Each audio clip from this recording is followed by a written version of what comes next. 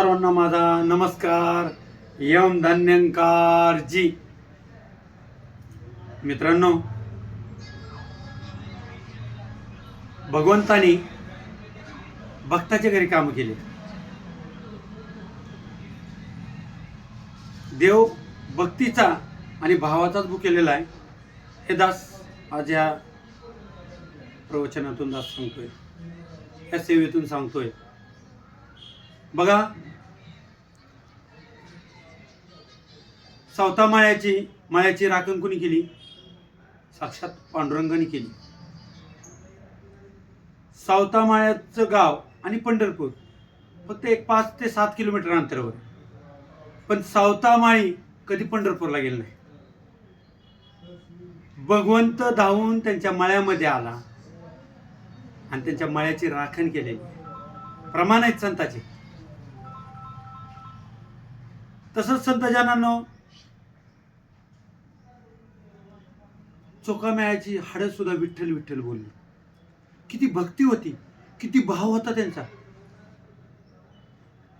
ज्यावेळेस चोखामेळा एका खाणीमध्ये कामाला होते आणि कामाला असताना विठ्ठलाचं नाव घ्यायचे, पांडुरंगाचं नाव घ्यायचे, सतत जप करायचे, स्मरण करायचे. आणि ते करत असताना त्या खाणीमधलं जी भिंत आहे ती कोसळली होती आणि त्यात ते मरण पावले. मग त्यांना आणण्यासाठी तिथं शोध चालू झाला. त्या खाणीचे सगळे, त्या अंगावर पडलेलं सगळं उचललं. कितीतरी लोक त्याच्यात मेली त्या खाणीमध्ये. मग म्हणले, आता ही चोखामेळा ओळखायची, जी हस्ती कशी आहे, हाड ओळखायची कशी आहे? तर त्यावेळेस नामदेव महाराजांनी सांगितलं, म्हणजे त्यांची हाडं विठ्ठल विठ्ठल. तर एक एक हाड घेतलं, कानाला लावलं, तर विठ्ठल विठ्ठल बोलत होते.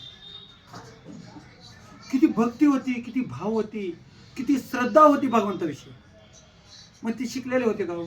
नव्हते. अडाणी होते. काय देवधर्म करत होते का? कधी त्यांनी ग्रंथ वाचले का? कधी काय केलं का? कधी पूजा अर्चा केली का? कधी होमवन केलं का? काहीच नाही.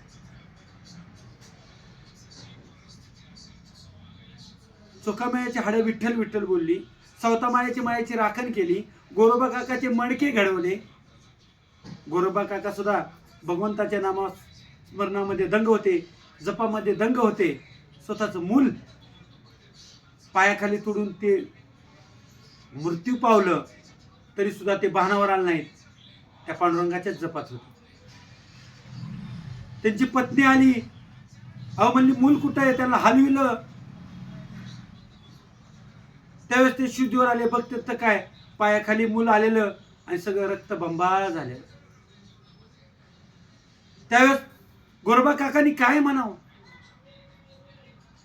अरे बाबा, कुठं हे आपलं होतं, हे तेजच होतं, त्यांनीच नेलं. किती भाव भक्तीमध्ये. तसं संत जनांनो, श्रीखंड्या म्हणून पाणी वाहिलं भगवंतानी एकनाथ महाराजांच्या इथे. विचार करा, भाव तिथं देव आहे. देवाला तुमच्या अगरबत्ती लागत नाही, नारळ लागत नाहीत, निवद लागत नाही, काही लागत नाही. तुमचा भाव पाहिजे.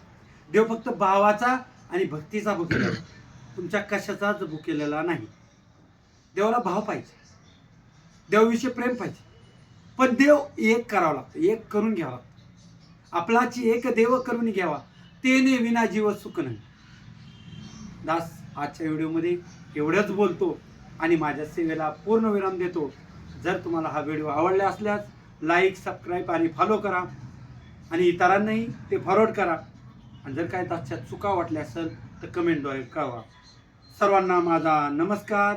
यम धन निरंकार जी.